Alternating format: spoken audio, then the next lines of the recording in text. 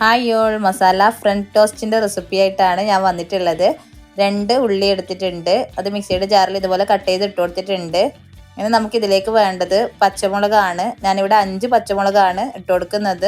നിങ്ങളുടെ എരിവിനനുസരിച്ച് ഇടാം. ഇതെനിക്കൊരു നോർമൽ എരിവാണ് കിട്ടിയിട്ടുള്ളത്, കാരണം ബ്രെഡ് കൊണ്ടുള്ള റെസിപ്പി ആയതുകൊണ്ട് തന്നെ ആ മധുരവും എരിവൊക്കെ ബാലൻസ് ചെയ്യാൻ വേണ്ടിയിട്ട് നമ്മൾ ഇത്രയെങ്കിലും മിനിമം ഇടണം. നല്ല ടേസ്റ്റി ആയിട്ടുള്ള റെസിപ്പിയാണ്. അപ്പോൾ ഇനി അടുത്തതായിട്ട് വേണ്ടത് മല്ലിയിലയും കറിവേപ്പിലയാണ്. ഇതാണ് ഇതിലെ ഒരു സ്പെഷ്യൽ ഇൻഗ്രീഡിയൻ്റ് എന്ന് പറയുന്നത്. ഇത് ഇട്ട് കൊടുത്താൽ തന്നെ നമ്മളെ ഈ സ്നാക്കിന് ഗ്രീനിഷ് കളറും ആ ടേസ്റ്റൊക്കെ ഫ്ലേവറൊക്കെ നന്നായിട്ട് വരും. ഇനി ഇതിലേക്ക് ഇഞ്ചി ഇട്ട് കൊടുക്കുന്നുണ്ട്. ഒരു ചെറിയ കഷ്ണം ഇഞ്ചിയാണ് ഇട്ട് കൊടുത്തിട്ടുള്ളത്. ഇനി നമുക്കിതിലേക്ക് 3 മുട്ട പൊട്ടിച്ചൊഴിക്കാം. ഇത് നമുക്ക് നന്നായിട്ടൊന്ന് ബീറ്റ് ചെയ്തിട്ട് എടുക്കണം. വളരെ പെട്ടെന്നും ഗസ്റ്റൊക്കെ വന്നാൽ വളരെ പെട്ടെന്ന് നമുക്ക് തയ്യാറാക്കി എടുക്കാൻ പറ്റുന്ന ഒരു റെസിപ്പിയാണ്. നല്ല ടേസ്റ്റി ആയിട്ടുള്ള റെസിപ്പിയാണ്. ഇനി ഇതിലേക്ക് നമുക്ക് കുറച്ച് ഉപ്പ് കൂടി ഇട്ട് കൊടുക്കാം. നന്നായിട്ടൊന്ന് ബീറ്റ് ചെയ്തെടുക്കാം.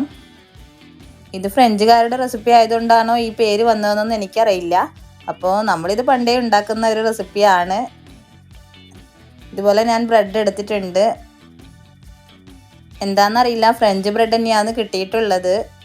ഇതുപോലെ ബ്രെഡ് എടുത്തിട്ടുണ്ട്. ഇനി നമുക്ക് ഇതൊന്ന് ടോസ്റ്റ് ചെയ്തിട്ട് എടുക്കണം. ഇവിടെ പാൻ ചൂടാവാൻ വേണ്ടി വെച്ചിട്ടുണ്ട്. അതിലേക്ക് നമ്മൾ ഓയിൽ സ്പ്രെഡ് ചെയ്ത് കൊടുക്കുന്നുണ്ട്.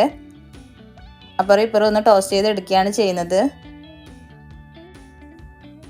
നിങ്ങളും ഇതുപോലെ ചെയ്ത് നോക്കാറുണ്ടാവാം, പക്ഷേ നമ്മൾ ഈ ഒരു മെത്തേഡിലാണ് ചെയ്ത് നോക്കുന്നത്.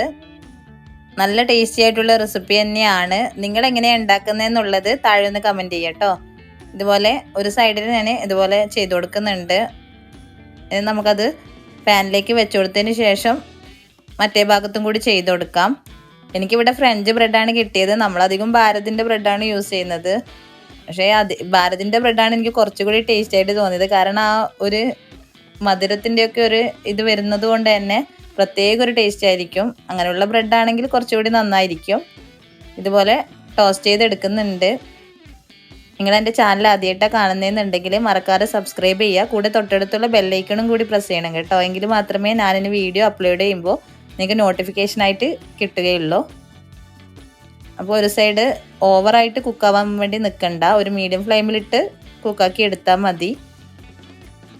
ഇങ്ങനെ നമ്മൾ പെട്ടെന്ന് നമുക്ക് ഒന്നും തയ്യാറാക്കാനില്ലെങ്കിൽ ഈ സ്നാക്ക് പെട്ടെന്ന് തന്നെ തയ്യാറാക്കി എടുക്കാൻ പറ്റും. മെയിനായിട്ട് ഈസി ആയിട്ട് ചെയ്യാൻ പറ്റുന്ന ഒരു സ്നാക്കാണ് ഇത്. അപ്പോൾ ഇതിൻ്റെ പേരൊക്കെ കേട്ടപ്പോൾ ഭയങ്കര ഒരു സംഭവമാണെന്ന് വിചാരിക്കും. ഇത് നമ്മൾ ചെയ്യുന്ന സംഭവം തന്നെയാണ്. ചിലരൊക്കെ ഇത് ഉള്ളിയൊക്കെ ചെറുതായി കട്ട് ചെയ്തിട്ടിട്ട് ചെയ്യുന്നതും ഉണ്ട്. പക്ഷെ നമ്മളിത് മൊത്തമായിട്ട് അരച്ചെടുത്തിട്ടാണ് ചെയ്യാറുള്ളത്. അതാണ് കുറച്ചുകൂടി ടേസ്റ്റ് ആയിട്ട് തോന്നുന്നത്. അതാവുമ്പോൾ ഫ്രൈ ചെയ്യുമ്പോൾ പുറത്തേക്ക് ആവാൻ ചാൻസ് ഉണ്ടല്ലോ. അപ്പോൾ ഇതാവുമ്പോൾ പെട്ടെന്ന് കഴിയും ചെയ്യും. ഗസ്റ്റൊക്കെ വന്നാൽ നമുക്കിത് വളരെ പെട്ടെന്ന് ഉണ്ടാക്കാം. ഒന്നും പേടിക്കേണ്ട. ബ്രെഡൊക്കെ ഉണ്ടെന്നുണ്ടെങ്കിൽ മസ്റ്റ് ട്രൈ ആയിട്ടാണ്. സിമ്പിളായിട്ട് ചെയ്യാൻ പറ്റുന്നൊരു സ്നാക്ക് കൂടിയാണ്. അപ്പോൾ നിങ്ങൾക്ക് വീഡിയോ ഇഷ്ടപ്പെട്ട് കഴിഞ്ഞാൽ മറക്കാതെ ലൈക്ക് ചെയ്യണേ.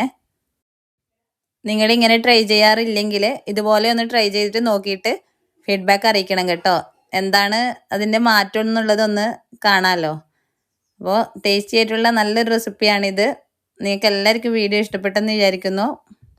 Thanks for watching.